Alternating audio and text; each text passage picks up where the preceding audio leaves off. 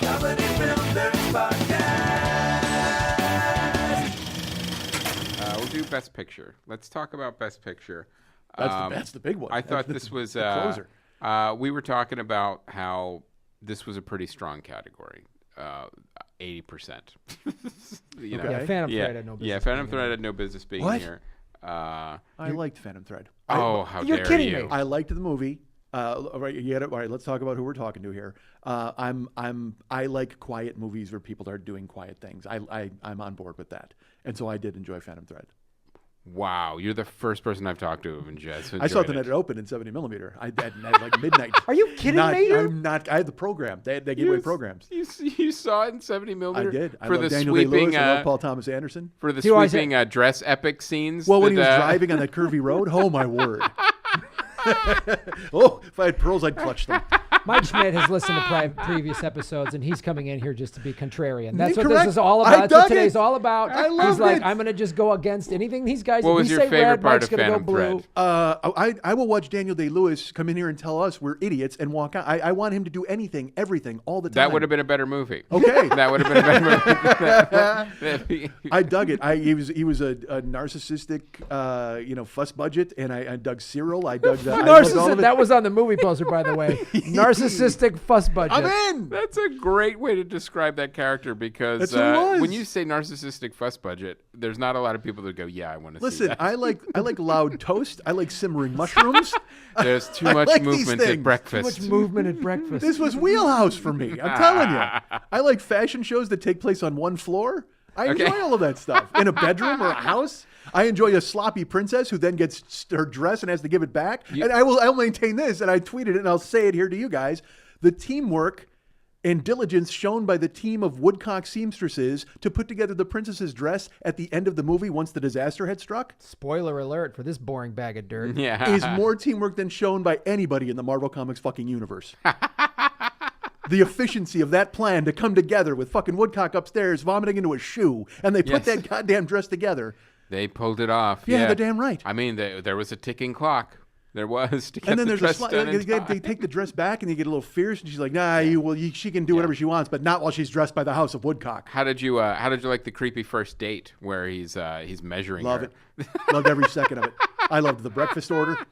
I loved her saying, "Whatever, don't matter what you do, tread carefully." See, you thought I didn't see it. And you thought I was doing a bit. Fuck you. I love this movie.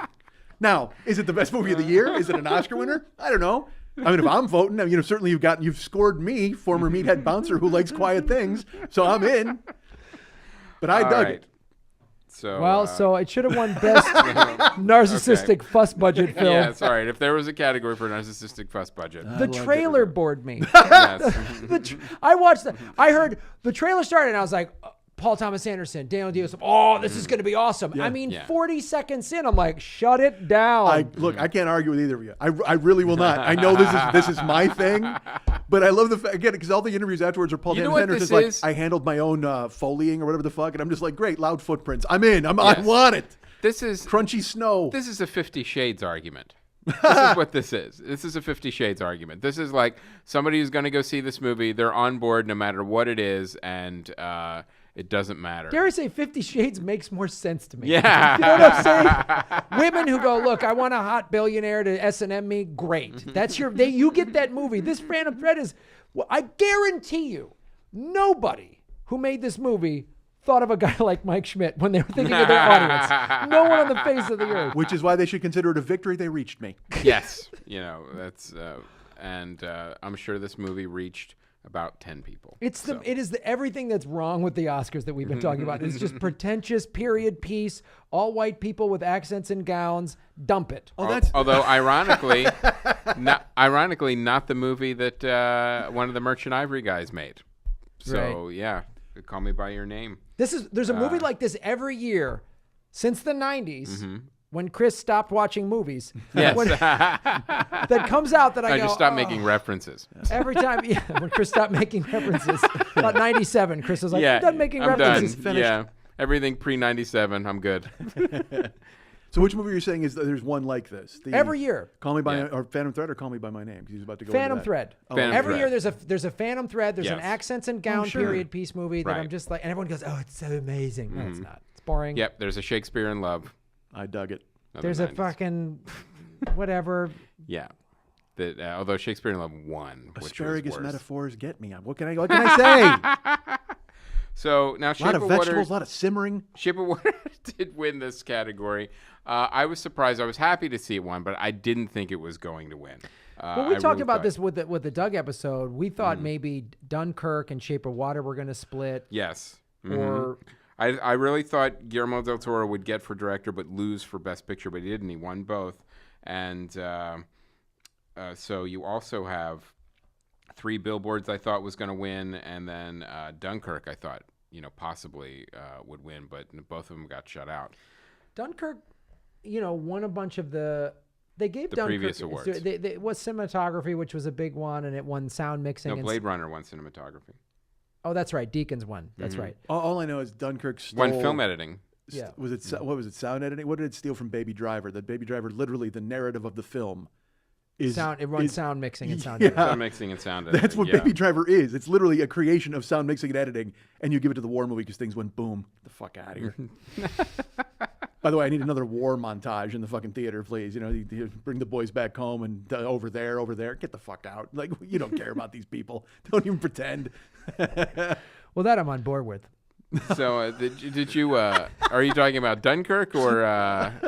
You're gonna get shot like Finest Bogosian Hour? at the end of talk radio. Some nut's gonna come in here and plug you sometime when you're espousing these views. It would prove my point. Gun owners are fucking wingbirds. That's right, NRA. There is nothing he will not bring back. Gorgeous. So, I'm looking at this, this list, and there were a couple that were good movies, but you knew weren't going to win. Like Get Out, you're like, okay, that's going to maybe win something down the line. It's not going to win Best Picture. Well, when he won for original screenplay, which was a great. Right. were- He were was like- done. You're like, oh, that was it. That was the it. one they Yeah, gave. that was the one they one gave. they gave. Well, this Like, and Lady Bird was a good movie, but honestly, Best Picture, no, I don't think it should have been there. I'm Still deserved to be there more than Phantom Thread. I think this was very much to me like 1995. Get Out gets screenplay. Tarantino gets screenplay for Pulp, Right. and then they give the Oscar to The Fable rather than to the movie that deals with controversial issues in a or is more it's just because Pulp Fiction is very very aggressive and in your face. Get Out Yes. was an aggressive in your face movie and it deals Right. with a lot of things, but instead they went with Gump or you go with Shape of Water, and I'm not comparing those two movies, but I mean Right. in the terms of something ethereal, something that's more of a fable than something grounded in reality. Right. So they gave him screenplay to go, well, look, you get that. Right. Because, we recognize what happened here. But Yeah, and it this was is what we- deserved. But exactly. this is what we're going Well, for. it's Yeah. exact, and we talked about this last year in the documentary category. You had 13th, and the O.J. Simpson one, I believe, won last year, which is good. Yeah. But it's in the past. It's the O.J. thing, and it deals with a lot of race, but that was the race problems of the 90s, where 13th is like, look at what is happening today with the private prison industry. And I agree. The Oscars, if a movie's too much in your face about social issues, about the problems and things that could be fixed that we're all looking at right now, which Get Out does. People shut it off. People shut it off. I mean, Yeah. Get Out. A lot of white people were sort of confronted with that movie, and I think when you're too confronted, especially if you're the Hollywood elite, you're gonna go, I like it. Well, here's the thing but- about Get Out though. Like what it did so brilliantly is if you're confronted with something but you're not entertained, all of a sudden it gets rejected. Sure, Like, it's a very entertaining movie. If it's entertaining first and then you're confronted with something, like if that's the right ratio, and this movie was, it's so much more effective. yeah. Well, you because you just said something where you said if it's in your face about something like that. I didn't even think Get Out was in your face. I thought obviously its message permeates the entire film, but it's not aggressive in what it's bringing to you. You see it unfolding because it's a reality that we all kind of live in. But to have it flipped and shown to you that way might seem in your face to somebody who doesn't understand or doesn't, deal with that sort of thing on a daily basis. You know what I mean? And so I didn't find it to be in your face. I thought it was great. It was layered in the way it unspooled and folded for everything. I felt that way for me, but I think it's in your face for sure. like the Academy. Yeah, I agree with that. I by the way, Because the Academy is the rich people at that party and Get Out. Yeah. Oh, sure. I thought it was honestly. I thought it was a masterpiece. I mean, I love every second of that movie. And you know what's funny? I just thought of this the other day. Lil Rel, is that his cop buddy? That's the actor's name, right? I think Lil Rel. Yes. Dude, he's Dangerfield in Caddyshack. Like everything he says is fucking bomb throwing funny. Like everything the dude does and says and it's a small part, but everything he says, he gets the out. I mean, it's just everything he does is gorgeous. And the whole movie's gorgeous. I mean, but Jesus, he gets all the funny lines. But He's all of them, relief, but also chews them up and spits them out and crushes them over the wall. Everything's a home run. I mean, it's so good. Well, that's the thing too, and Jordan Peele apparently tweeted this Sunday night. He was just like a picture, after he won the Oscar, he's just like, "What the fuck?" Because, I mean, that guy, Comedy Central, funny sketch show, really funny sketch show, right? And then, this, and then this top-grossing movie. It's quite a journey. The other thing too, which is amazing. Yeah. You look at the journey as far as like Blumhouse has basically an MO of like, all right, we're going to make these movies for very cheap. Universal's going to release them, but they're all going to be cheap. Like, you can have control of your film, but you're not going over $5 million.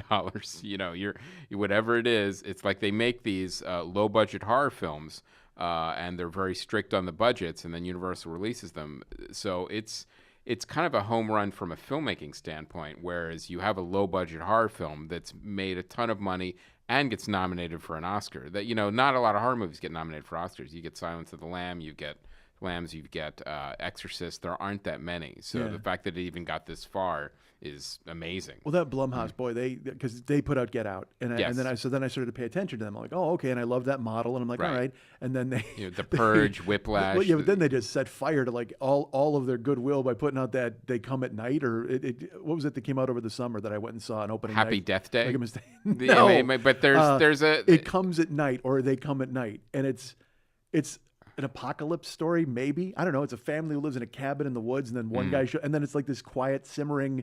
It just went nowhere. And when it ended, it was. Well, you must have liked it. It was quiet movie that goes nowhere. Cook some mushrooms, idiots. No, that's just this whole movie. Like it was this I was in the back row, and it was this collective. It ended, and the credits come up, and everybody just kind of went.